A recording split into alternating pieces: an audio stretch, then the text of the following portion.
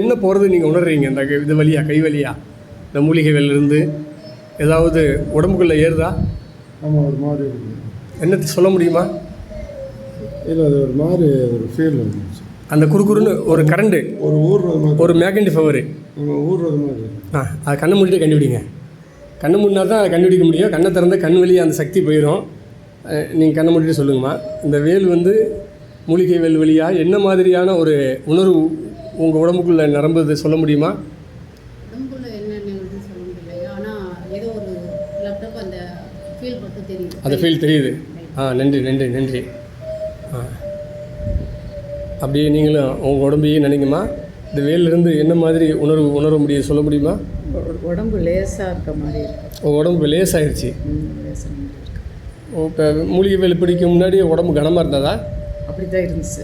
சோர்வும் கனமும் இருந்தது, லேசாகிடுச்சு. லேசாகிடுச்சு, பலூன் மாதிரி ஆயிடுச்சு. நன்றி நன்றி. ஒரு 2 நிமிஷம் மட்டும்